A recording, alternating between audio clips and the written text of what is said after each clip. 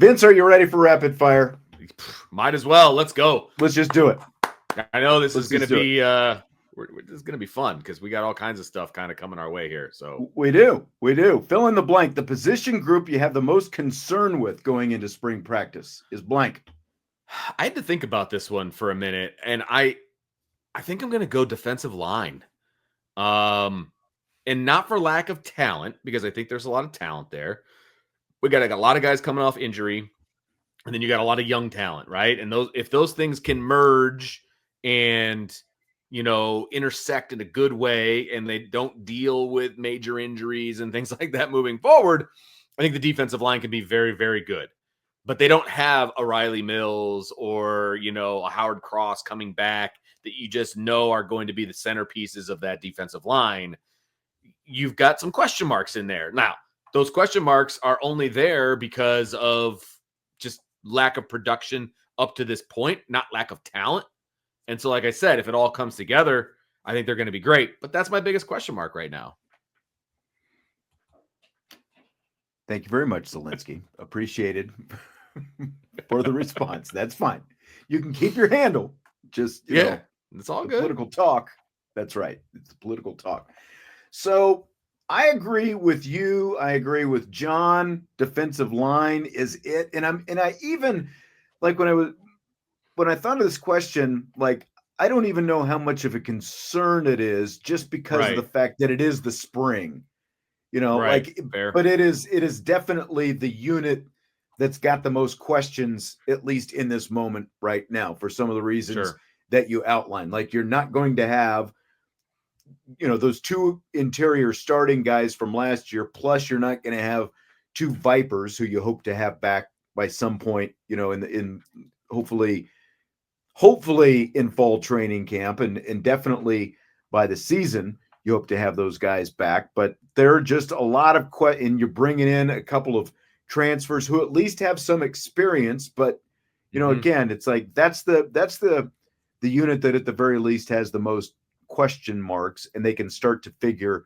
some of that stuff out. I guess, the offensive line has some question marks as well, but because of the talent, that we have seen, with that unit, I think the general feeling is, well, that's going to figure itself out at that point. That's not going to be that much of an issue, but there are a lot of things to sort out with the defensive line. So that's mine. Go ahead. I was going to say my runner-up, honestly, was wide receiver. And again, kind of a similar argument. Like, I think there's talent there, but are they going to be a group that stands out next year? Like, we talk, stat projections and all of these different things, and we've been high on the friggin' wide receivers for years, it feels like, and they never live up to their name. Is it always their fault? No, but it's been an issue. So, is Malachi Fields going to be able to come in and be that alpha? Right? Is Jaden Greathouse going to take that next step and be, an alpha? Right?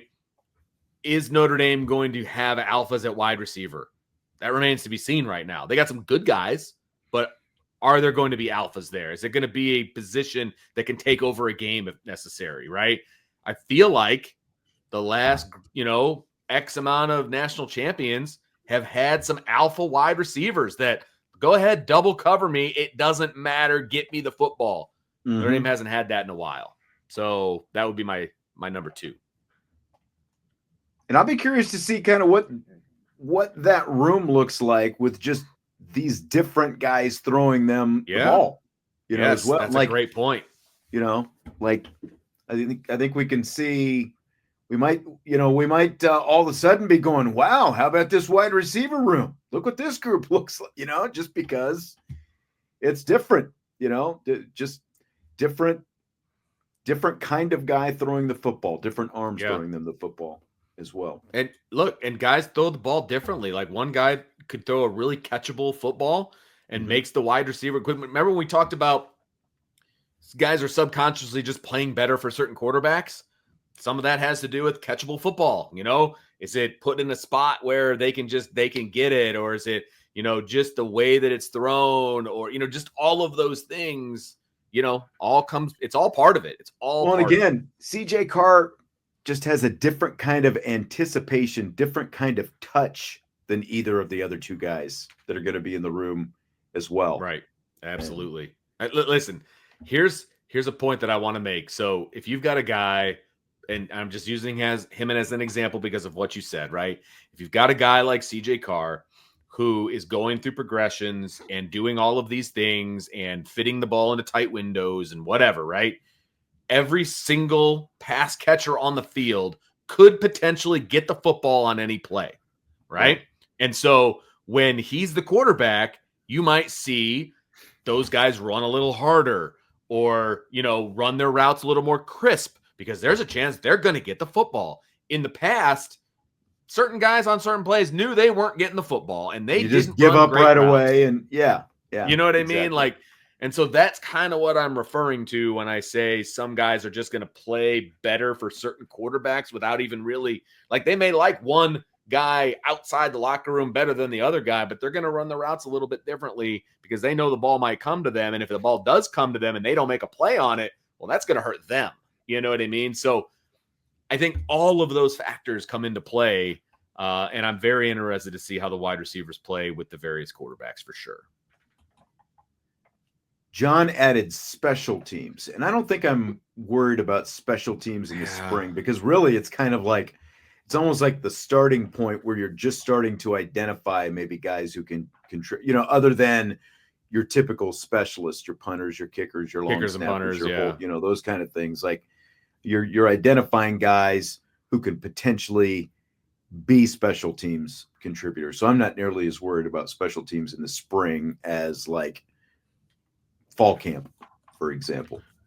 Right. Because, we know who the punter is going to be, right? We know who the kicker is going to be. It's going to be the kid who came in, as a transfer, right? So, like, there's a lot of things that Noah Burnett, okay, from North Carolina. So, like, those spots are solidified at this point, right? So that part I'm not as worried about because we kind of know what you're going to get. Now, I will be the first one to admit as soon as they line up and field goal, whatever, while we're there watching, I'm going to be paying pretty close attention to what this kid can do, right? But at the same time, it's real low on my concern list as far as special teams is concerned. Because look, Marty Biaggi is a good special teams coach. I was actually talking to my son about this last night. His mind for special teams is outstanding. It's outstanding. Mm-hmm. I think his actual coaching of kickers and punters specifically leaves a little something to be desired. But I think his mind is really, really good when it comes to specialty fakes and, different things of that nature. I think that's really, really good. So I'm just not that worried about special teams for that reason. I agree. I totally agree. All right, I'm gonna turn a corner on this one. Fill in the blank. It's blank that Sean Astin, who played Daniel Ruetteger, of course, in the movie Rudy, had a stunt double for the football scenes in the movie. How did this come up out of curiosity? I've got my answer. So it was on social media. Okay. Late last week or over the weekend. Clifton is apparently an athletic custom clothing company. Okay. And they posted, I guess it was actually on Facebook. They posted a photo of Sean Astin with his stunt double on set. They're like, it's like they're both in the like they're wearing the identical thing. And let me see if I know I've had troubles doing this. I know, but if you can put this up, this would be great. While you're looking for it, I will give my answer. How about that? Okay. So I remember, okay, look, Rudy's one of my favorite movies, whatever, Homer, I don't care. It came out in 1993. I was 12 years old. Like, that was the point where I was getting into Notre Dame football, and I remember going to see that movie in the movie theaters. Like, I'll never forget sitting in the theater and hearing those drums when it just first starts. Dun, dun, dun, dun, dun, dun, dun, dun, like, and I was sold. Like, I was in. It was over, right? So it's one of my favorite movies. And so I tried to find out as much about that movie as I possibly could throughout my lifetime.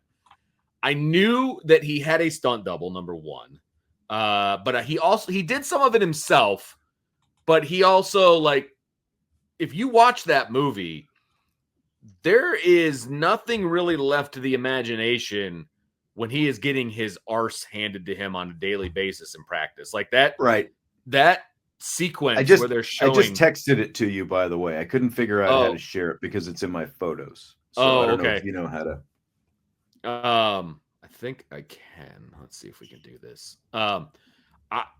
That's interesting. I am not in any way surprised because I realize it happens on a movie. I realize it happens on a movie set, but it's like, it's almost like finding out Buddy the Elf didn't actually live, in the North Pole. It's like, it's fair. I was somewhat taken aback when I saw this. It's essentially a carbon copy of Sean Astin standing next to him. They're both wearing the 45 practice jersey and the white practice pants that are all muddied up, and they've got them looking as close to each other as possible. The guy's maybe an inch or so shorter than Sean Astin. So, I mean, it's like, that he's not just going to go out there and just, get it. The actor is not going to go out there and get it handed to him. But it's like, Rudy is about like the scrappy little guy who was, supposed to be doing all this stuff. And so it was a little bit shocking. It's like a little bit shocking to see Sean Astin with the stunt double. There you go. All right, so I'm gonna try to zoom in here a little bit. You put it up there. There it is. Like, look at that. There we go. Look at that. There. How about that? So like when Sean Astin, when the pulling guard came around and just plowed over Sean Astin, that was this dude. That's this guy right here. Wrecked in practice. That's right. He actually got to get wrecked. Listen, I would love to talk to these two about what that felt like, to be honest with you, because like I said, in the movie, I mean, they are just getting smoked. Yeah. I mean, just absolutely scout team guys. They're supposed to hammered. Right? Like, oh my gosh. Like I've seen a lot of practices, you know what I mean? Like Notre Dame practice. I've never seen anybody get smoked like that, like over and over. I realized it was a different time and like all of that. If I was Sean Astin, I'd be like, look, you better find somebody else. Like, I'll take some of these hits, but I can't do this over and over and over again. There's no way. There's no way. But DK said, so Rudy didn't actually play in the game. Did Vince Vaughn have a stunt? I mean, Vince Vaughn's character only got hit like once, I think, right? But I'm sure he did. Really, he got hit by Sean Astin. So, like, I think he's probably okay. That's right. Even though he thought it was the Super Bowl. Last practice of the season. That's right. This guy thinks it's a Super Bowl. He used some different words that we won't use. That we can't use on this show, unfortunately. I thought it was pretty cool, though. So yes, that's a really cool picture. It is now saved in my Google Photos forever. So that's how I was able to bring that up. Yeah, fill in the blank. Wally Szczerbiak had a foot-in-mouth moment on CBS this weekend. The college basketball analyst was working in studio talking about highlights from Penn State's win against Maryland. And, of course, we're talking basketball. And while talking about Penn State's success, Szczerbiak said, Mr. Shrewsberry's coaching up his boys. This blunder, Vince, is blank. Look, I'm hard on people. I'm going to say it's inexcusable because Shrewsberry's been gone for 2 years now. Yes. And I get that he was at Penn State, but he was only at Penn State for a couple of years. So how is that ingrained in your mind that that's who the head coach is when he's been gone for 2 years and he wasn't even there that long to begin with? Right. So that's inexcusable. Like, you've got to know what you're talking about if you're going to be an analyst. Like, you've got to at least get the coach's name right. And again, he's been gone for 2 years, man. Like, and that's the thing. It's like everybody has a slip up, like you forget a name or something like that, maybe every now and then. But this is literally 2 years ago. And to think that Micah Shrewsberry is still at Penn State, this is bad for a guy on network TV who we're supposed to, consider an expert in all things college basketball. It's pretty bad. That's tough. Like that's a tough one for me to swallow, especially since like Micah Shrewsberry has gotten some press for the way he acted at the press conference. Yeah, like the viral moment a couple of weeks ago. Yeah, like you would have thought that would get in your brain. That's tough, man. Like, that's really tough for me. And what Yeah, I don't know. Was it a Big Ten network or what channel It is was he on? CBS. It was CBS. Okay. Like they were like the screenshot that I saw, the game Penn State Maryland was on Big Ten Network, but I think they were like at halftime of UConn's game against whoever UConn was playing on CBS, and like going through different game highlights and stuff like that, and he just Mr. Shrewsberry's got him going up there, Penn State, whatever. That's not good. That's tough, not good, man. Wally. Like, that's tough. Lock it down. I didn't realize March Madness he was is an coming. analyst. Yeah, I didn't realize he was an analyst, but shouldn't have He's to worry been around about for a while. Yeah, shouldn't have to worry about Coach Shrewsberry's name coming in March. So you probably just retire that one for the year. True story.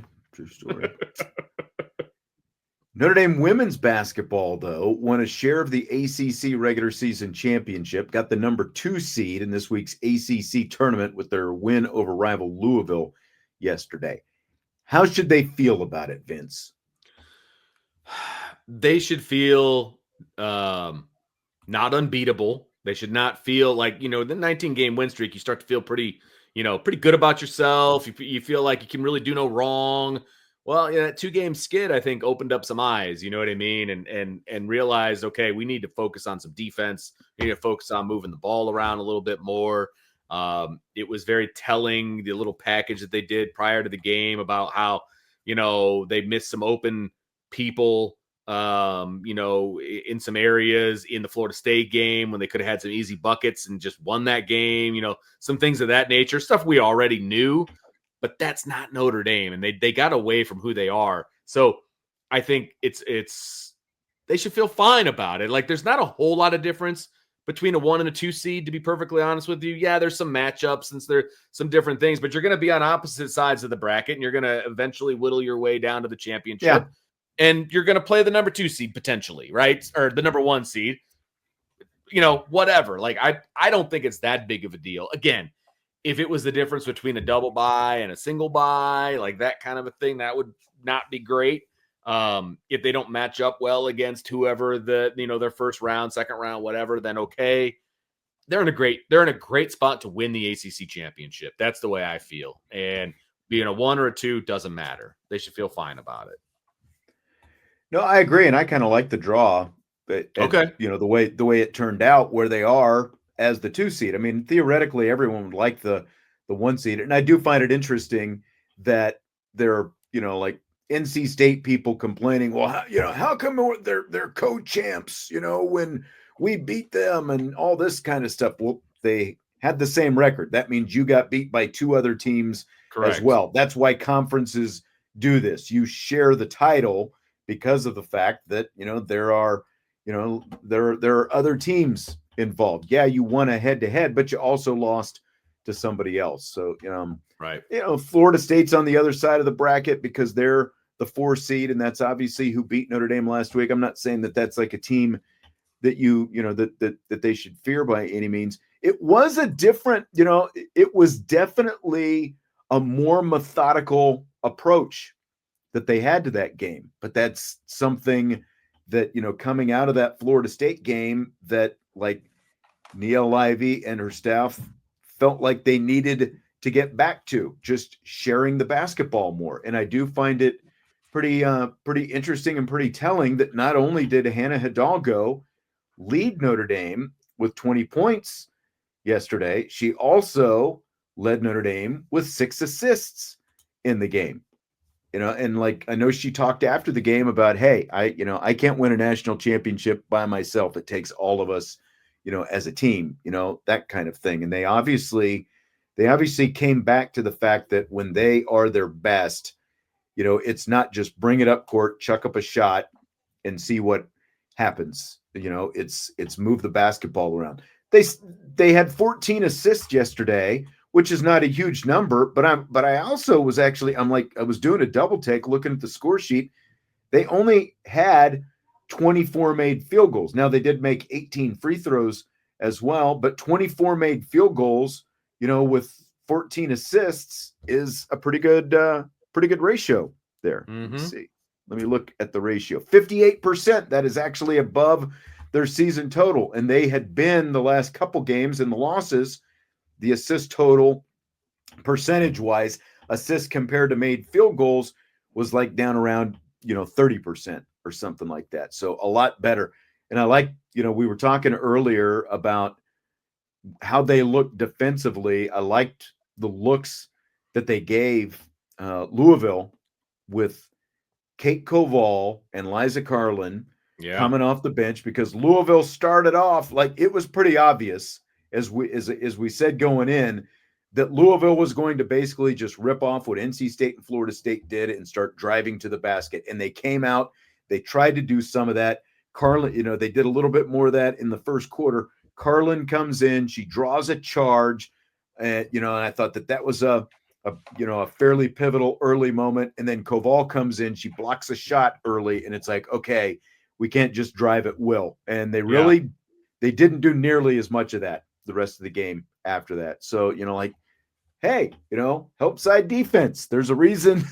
There's a reason it's there, right? Yeah, they didn't do a whole lot of that against Florida State, unfortunately. And so I'm glad they kind of got back to basics, in this game and against Louisville, because they needed it, right? They just needed to be reintroduced to the basics. They're a really good and talented and deep team. All of those things, those are all true. It's just they kind of got away from who they were. And I guess better now than in the ACC tournament and better now than in the NCAA tournament, obviously, so hopefully they just right the ship and now they can just go on a little bit of a streak and, win the games that they've got left and get to the Final Four and hopefully do some damage there. Yeah, it would be awesome if we see a Notre Dame NC State matchup in the championship game. I would love that. I would absolutely love that because, you can take care of some unfinished business. You can prove, who you are and who you are as a team, all those things. I would love that. Absolutely. Mark asked if I got one of the green flashing cowboy hats. I did not. I did not get one. I didn't even I guess I saw them, but it didn't really dawn on me that the students were wearing them over there. And then I saw after the game, like Leah Tu King was wearing one on the floor. And I think, didn't Hannah wear one to the press conference or something like that? Did she really? Did you see any of that? Well, I can tell you, I've got one upstairs. So there's one in my house. Did your daughter bring one home? She did, and apparently they were supposed to be for the students only, but they had a few extras, and they happened to be walking past the table, and so they got one of their own as well. So sweet, they're actually pretty cool. They're to be given away for free. They're actually really cool. So I think this is what John was talking about earlier. Said Kate needs to play more. Again, like she and Liza gave them both good defense, and they combined for 15 points between the two of them. And honestly, that's really like if you can get that kind of point production combined out of Carlin and Koval, game in and game out, you just get around 15 points. I think that's really good production because of what they gave them defensively was a huge boost, like we talked about as well. Absolutely. Yes, no question about it. And unfortunately, Westbeld got into some foul trouble early again. So that's been an issue for her in the last couple games. Yeah, that's because they need her on the floor. She's a leader on this team, and she can't be sitting on the bench in the fourth quarter like that. Yep, got to watch that foul trouble, man. That's a bugaboo right now. Yep. So after South Carolina and Texas tied for the SEC women's basketball regular season title, because they split their head-to-head regular games. They each had one loss in conference play. They were against each other. They decided the seeding for the SEC tournament with a coin toss. Do you buy or sell the coin toss to decide the tie, Vince? I mean, I'm good with it. I think, look, what I don't like, to be perfectly honest with you, is when they get to like the 7th or 8th tiebreaker and they're talking about like who led in rebounds on Christmas Day. This versus this. Yeah. Like it gets way too in the mud. Like, look, you had the same schedule, you had the same record, you split the series.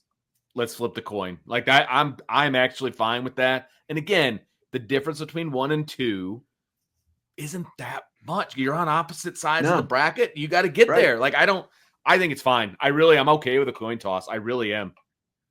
I am too. I saw some people losing their minds, but like what I didn't see was how do you, what's your alternative? to this. Like you've got to have something, and apparently, because like head to head is the first thing, and I saw it was something like record versus other top teams in the conference or something like that, and there was no difference there. So it's like like you said, are you going to go down to the 8th tiebreaker and do that? Just flip the coin and get it over with. It was good enough for Friday Night Lights when they had a 3-way exactly. tie. I was just going to say that. It's good enough for Friday Night Lights out in the truck stop. It should be good enough for Greg Sankey. Yep. They even made a specially made coin that had South Carolina's logo on one side and Texas Longhorn on the other side. They printed that out pretty quick. You want to talk about a waste of money? That would be it right there. Like just somebody grab a 1978, quarter out of their pocket. And let's flip this thing and call it a day. But I guess that's actually pretty cool. But yeah. See, I don't know if you can never tell if DK is being, sarcastic or what. He says head to head should decide. Again, the reason they had to flip the coin was because they played each other twice and they each beat each other. So they each had one conference loss. They were to each other. South Carolina beat Texas in one. Texas beat South Carolina in the other. So he go back to your sarcastic because he just Oh, DK, what are we going to do with you, buddy? I know. Fill in the blank. It's blank that after the New York Giants did the first ever off-season edition of HBO's Hard Knocks last summer, Bill Belichick's North Carolina Tar Heels are going to do the second edition of the show this summer.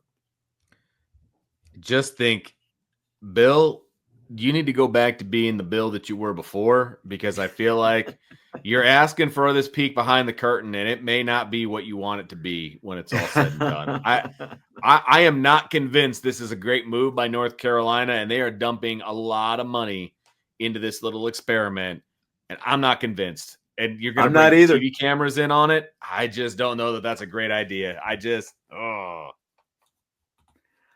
find it very, very amusing that Bill Belichick went 20 plus years and did everything. Like the New England Patriots never did Hard Knocks. Never. Like the actual, it's an NFL show, and the New England Patriots never did Hard Knocks because obviously Bill Belichick never let him in. Now he hasn't even coached it down in college. He goes to college after, coming out of working in TV basically for a year. And so what's he doing? He's selling his soul to the TV to get the publicity. I've also heard, though, everyone likes to, have a good time with the young girlfriend and all this stuff. Because, apparently, she's a big part of, this whole new image that we're seeing with Belichick. Apparently, she's running the social media accounts, and there's a lot of that going on. I would have to imagine that at some point, the girlfriend is going to show up on TV in this series as well. 100%. So I think that has a lot to do with it. She has a lot to do with this new image that we get to see of Bill Belichick now. But I mean, I think it's a little bit weird just from the Hard Knocks perspective, because again, this is supposed to be an NFL thing, but after the New York Giants and the Saquon Barkley blunder last summer, no other NFL team wants to do it now. So they're going to Bill Belichick at North Carolina in college to do this show. Yeah, I still don't think he knows what he got himself into. Whether we're talking about UNC or the girlfriend, either one, I don't think he realizes what he got himself into. So right. So the question, no ACC regular season title, ? Incorrect. NC State and Notre Dame share the regular season ACC championship. But because, for the tournament purposes, someone has to be the 1 seed, someone has to be the 2 seed. And because NC State does have the head-to-head over Notre Dame, NC State is the 1 seed, Notre Dame is the 2 seed. But Notre Dame and NC State co-champs of the ACC. So when they hang the banner, it's not going to say NC State 2 on it. Right. It'll still say, Notre Dame won the championship, and hopefully they can hang a tournament championship one right next to it. Yeah. So, I mean, second time in 3 years, they're regular season ACC champs. You're exactly right. They don't have to say co-champs on the banner. They can just say whatever they want. Regular season champs.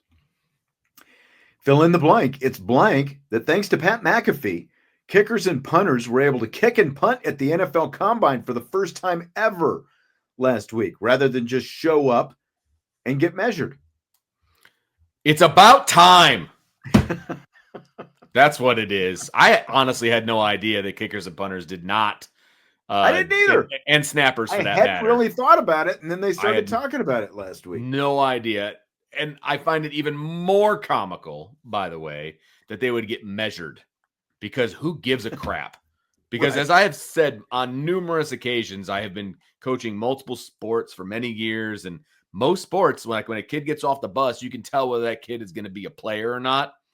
When a kicker or a punter gets off the bus, you got nothing. You cannot tell. Like, the most athletic kid there could be the worst one. I'm telling you, the most unathletic look kid at could be the Sebastian best Janikowski. Like, that guy would not scream like, this is going to be an NFL kicker for 100% or whatever. The one kid was it the one kid who was super tiny, who's kicking for the Saints. All right, he was like 5'8". Like Groupie. Like Groupie. Thank you. He was like kicking for the Saints. Like, nobody would have ever expected. Like, that's not an NFL football player. You know what I mean? He's 5'8". He's like 150 pounds. Like, what? But he's got a boom for a leg. You just, like, who cares how they measure? Like, that means nothing. That's all I care. All I care about is if you can put it between the two pipes, or you can punt it where I need you to punt it. Like, that's it. I don't care. So I think that's silly, but it's about time. Like, I'm shocked that they didn't have them work out at the Combine. I realize punters and kickers aren't usually drafted and things like that, but you why would not still think have you would that? like everyone's going to the same place anyway. Like, why wouldn't you bring them in? Exactly. Like, it's crazy that they never have. Just to give them an hour to watch a guy kick a few. Yes, whether it's absolutely punting, field goals, whatever it happens to be. Everybody's already there. Like, I realize they put a lot of stock in like Kohl's and Sailors and all these other, kicking companies who rank and do all these things. But, like, I want to see it with my own eyes. And I'm already in Indianapolis. Bring the mountain to me. I'm Muhammad. Bring me the mountain. You know what I mean? Like, I want to see these kids in person. How did it take this long? And why did Pat McAfee have to be the guy to do it? Like, that's crazy to me. I'm glad it happened. Yeah. But, like, why? You know what I mean? I don't. Yeah, it's just crazy that it took a punter with celebrity status to make something like this happen. 100%.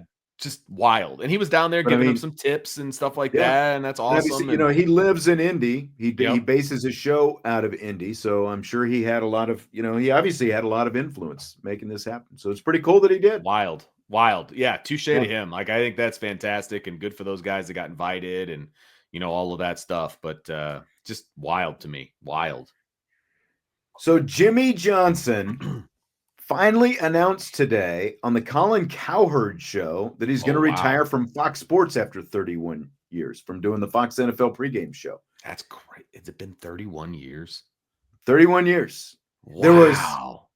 There was like, he left the Cowboys. He did it for a few years, and then he went to the Dolphins for a few years, and then came back. So 31 years total.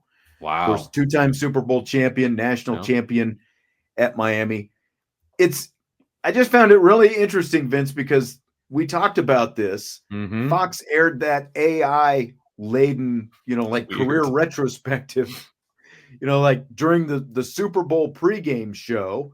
And then they came to him and they were like, "So, you have any announcement, Jimmy?" And he's like, "One day at a time, Kurt, one day at a time." And it's like, I don't know. What do you think about the timing of this whole thing? Why didn't he just announce it during the pregame show?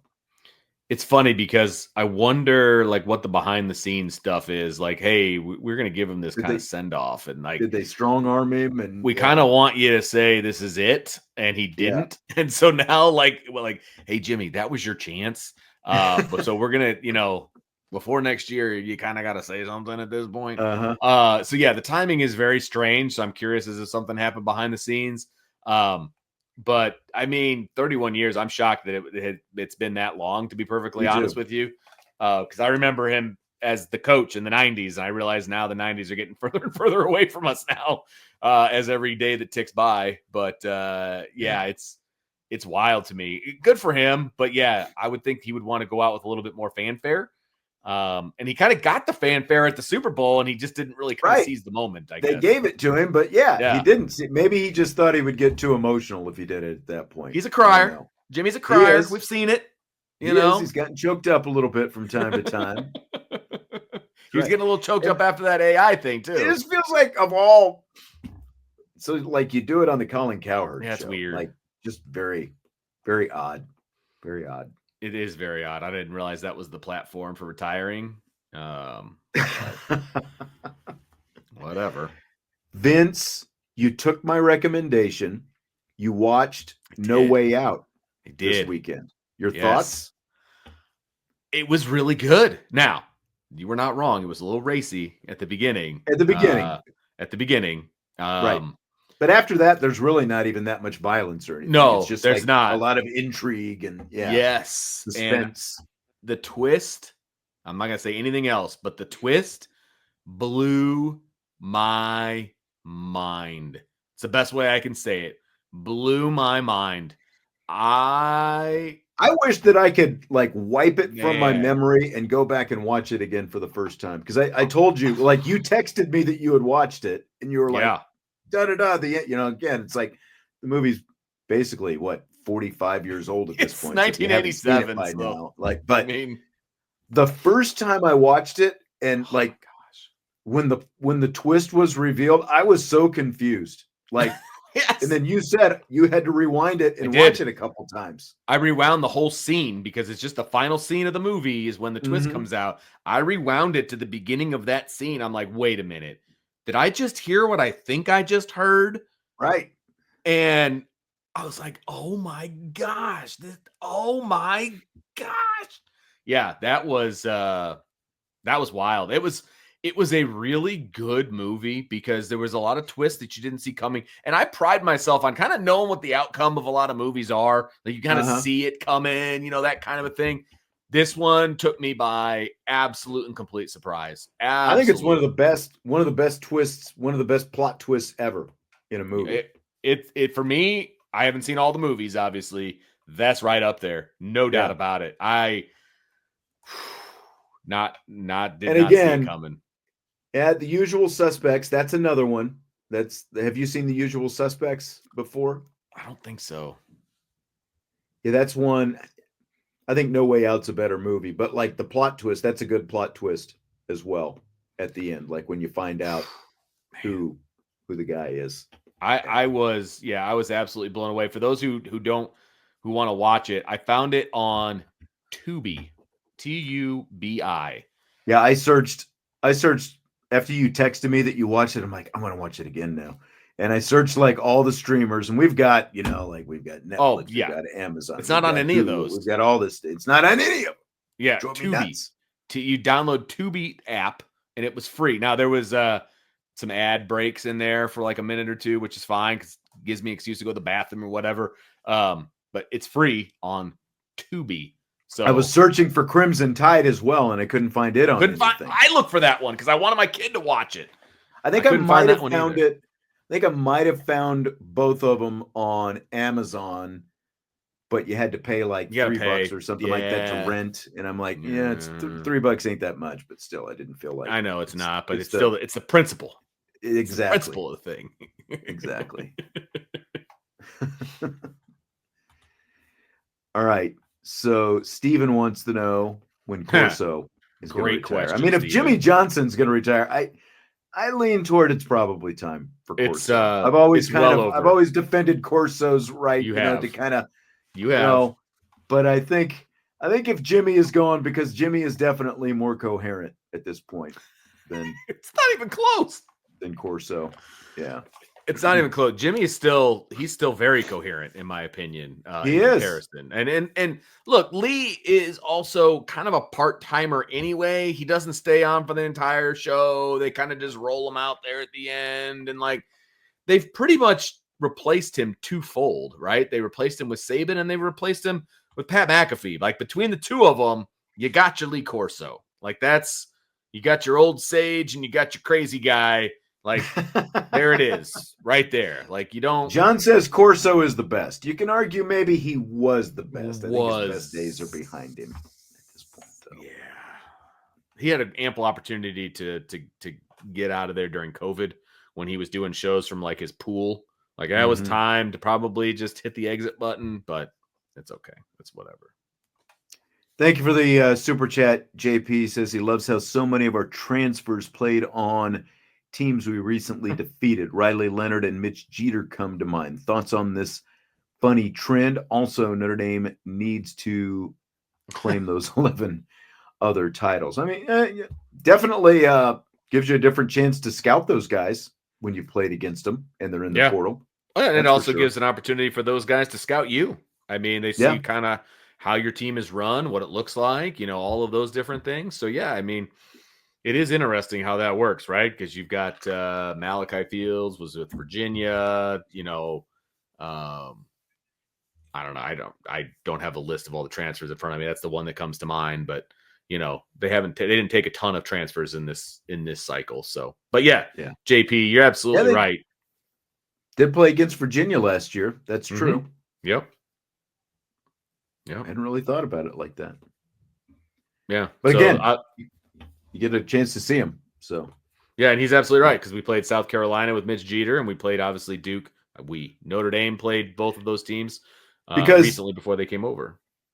When these coaches are putting together their scouting reports on these guys, you're looking at strengths, you're looking at weaknesses, and all these different things, and these guys are going in the portal, and one of the jobs of that staff over there, like in that department, is as guys who are going into the portal, or they are identifying potential guys who could go into the portal before, as the season is going along, before the season is over, they're identifying those kind of guys. So again, like you've already got a nice little database of information on them, so you've kind of got an idea of how they could fit with your team already. Yep, completely agree. When you can see it, and it makes a difference. Look, it makes a difference to see a guy in person. I mean, it just does. And when you scout them and you scout against them, and your players go up against them, what your players do well and what they don't, and what's taken away from them when they play certain guys. Like all of that is part of it. You know what I mean? So I think it makes a lot of sense, to be perfectly honest with you. There's a reason Notre Dame went to the ACC both times they got their transfer quarterback, right? They saw those guys live and in person. They broke them down, all of that stuff, right? So yeah, there's reasons for all this kind of stuff. Where'd it go? Andre, he tweeted at me. He's going to be in Greensboro for the tournament this weekend. Nice. Glad to hear that, and I will see you out there. He wants to know where to buy tickets for the game. I mean, probably I can't give you much ticket insight. I know the box office will have some there, if they're not sold out, but I don't know. I mean, you can obviously go to the, to the ticket brokers and stuff like that, but you also might go to the ACC website and kind of see what they've got. I'm sure they've got some kind of ticket plans and all that. Yeah, I would say go through the ACC, and they'll probably send you to like Ticketmaster or something like that. But you can't go on Notre Dame's website. Doesn't have a link for tickets yet, even though they know they're playing in the 5:00 game, that day. Like there's no ticket link there. So my guess is, the ACC conference, or the ACC website, go there. That would be my best bet. Click on the women, tournament, blah, blah, blah. And you'll probably be able to get it through them. Yeah. Let me see if they've got anything up here. Look at you doing the legwork. I did the legwork by going to Notre Dame's site, but that was it. So, yeah.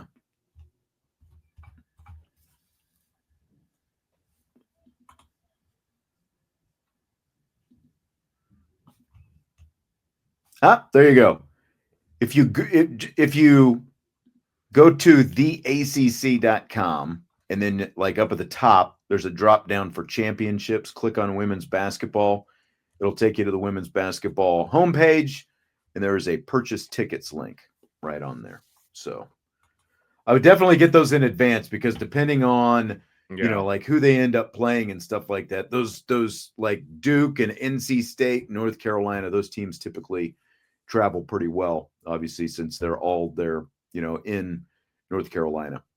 I know NC State will travel well. Like if they were to end up playing NC State, that wouldn't be until the championship game. Right. But I would definitely do that. Get those in advance if Mm-hmm. you can.